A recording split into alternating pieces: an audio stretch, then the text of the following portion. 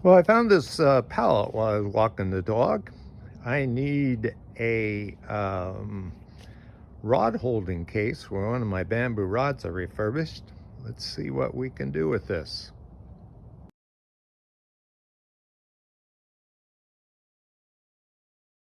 Since I'm doing a rod case for a 3-foot bamboo rod, I need at least 36 inches.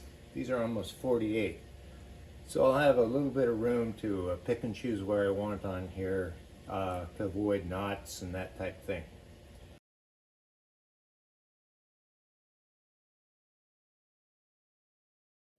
I want to make sure I get clear down by the nail so I don't split the wood.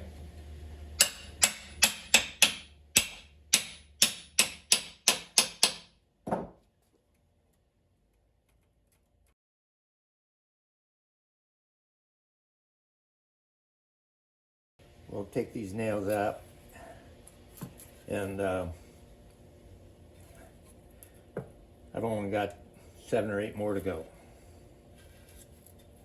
I got 7 boards here, and I need 6 to make my side. And then for my end caps, I can use sections off of these main braces there.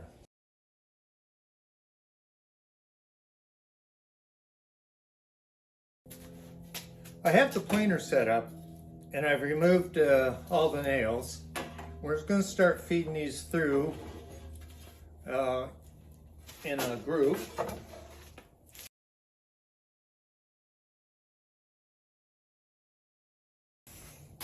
This is looking really pretty.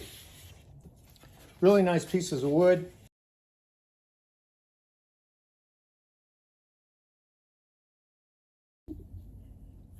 So I'm just going to use some of this waterproof interior glue.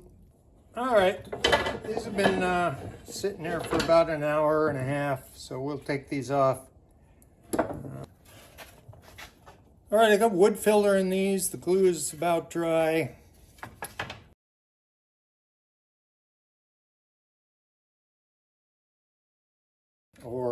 I'm doing the poor man's joiner, and I've taped a straight edge to the one edge of my board. You can see how the gap here, how it's warped.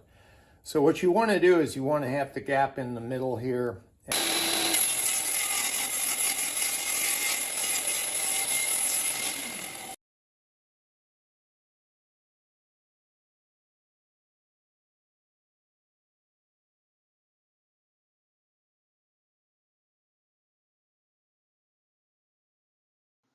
You can go through the math if you want, but the bottom line is decide what kind of inside diameter you want, divide that by 2, and then add a quarter and multiply it by 1.15.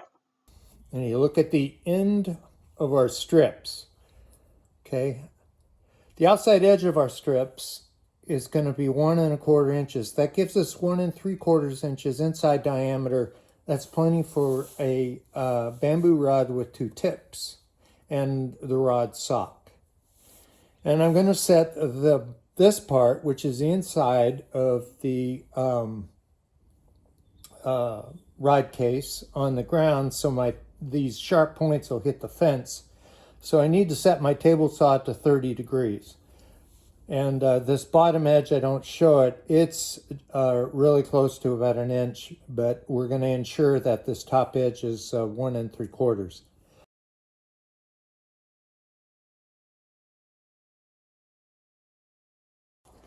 So I've set up my table here with a feather board on top, and I'll have to push it from the side. My blade's set at 30 degrees, actually 31 degrees.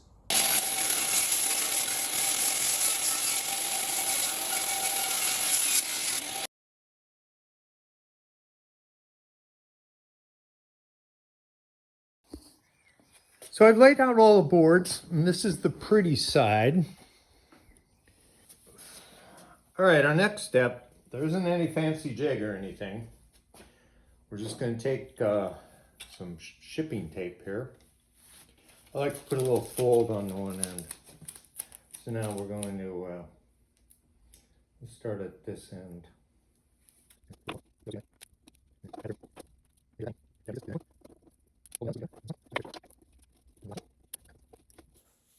So I got taped here, and taped here. You really have to push these down. Almost now it looks like a cutting board, which actually would look pretty nice. So you need to put another one here and another one here.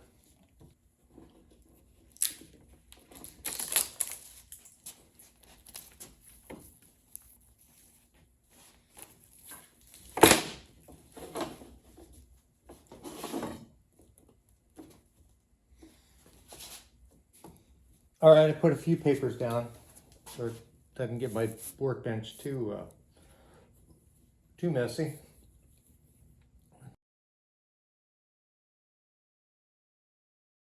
All right, and then we'll go along the edge here.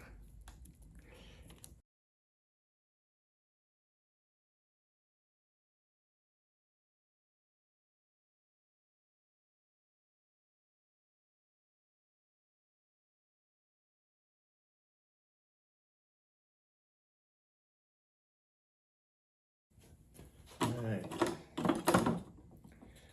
And then what we'll start to do is we just take it over here and start to roll it.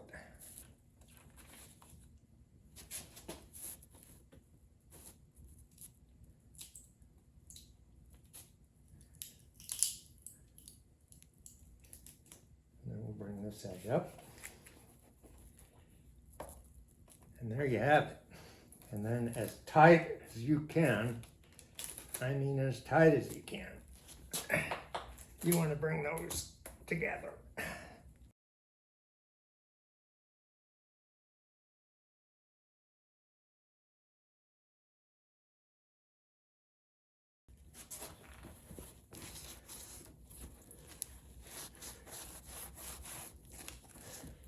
Okay, now I had a smaller rag here. And I don't know if you can see that. We're just going to stick that in there.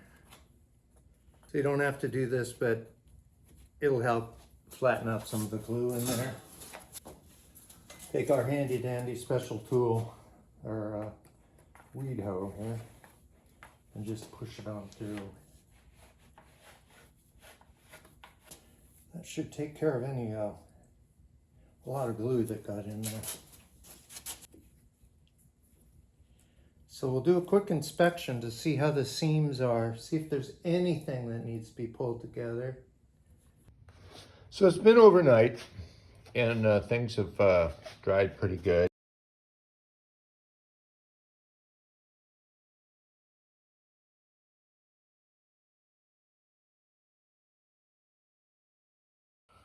So using my square, I've marked it all the way around. I started with a mark here, worked two sides that way, and then two sides that way, and amazingly they met in the middle. So we're gonna cut it there. So we're just gonna take our bandsaw here and cut through our lines.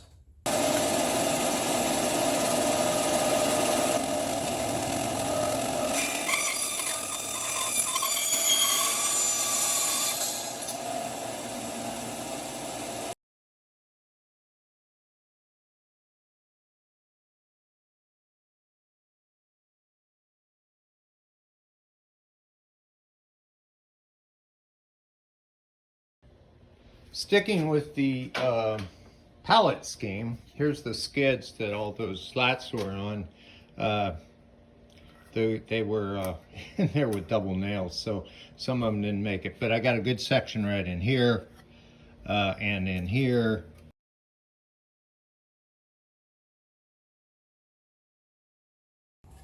Sketch them out. I had done this already, just A with A, and then B with B. And you know, it will come as a shock to you that these are not perfect. That's why we need to do this.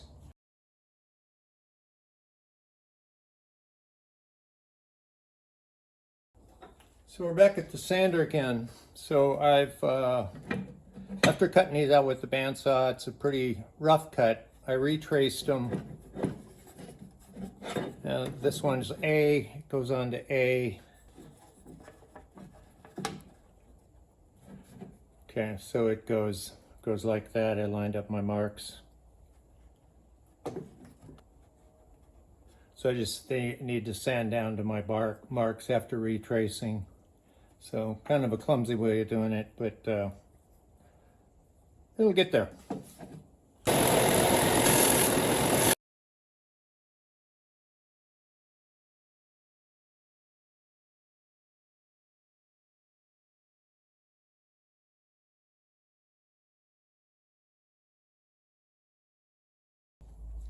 Take our little squares here and make sure you pick the right side. Mine's B, will go down.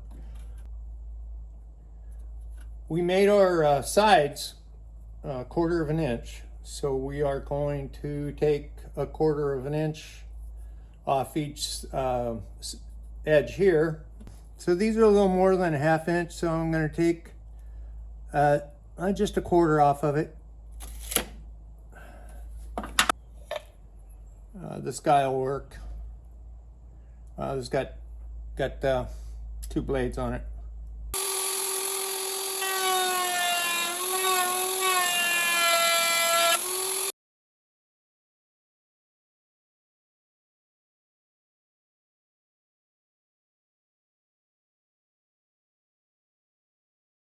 Here is B, and that's going to go in there. I'm going to glue that in a minute.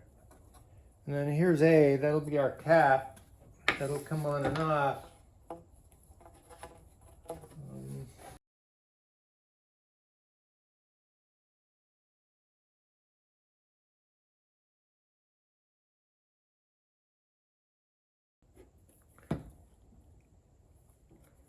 Line up our marks. Oh, there we go.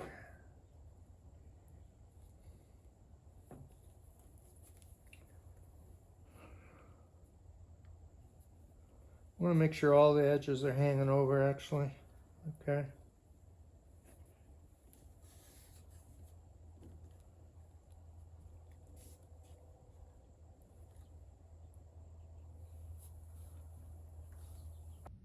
So it's dried overnight, and I'm going to take the orbit sander then to it. I'm going to, this little end cap, we're going to tape on there while we sand it so it's the right dimensions.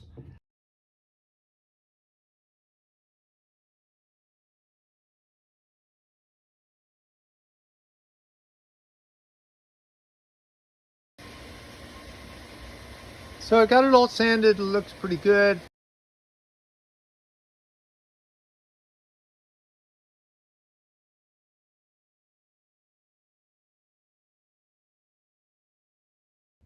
I'm going to do steel wool on it, and then we'll put on the hardware.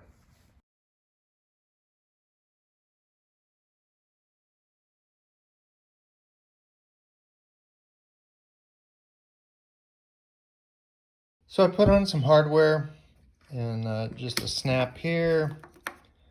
Turn it over, a snap on the lid there. Turn it around, and then a snap to hold it. So it turned out really well.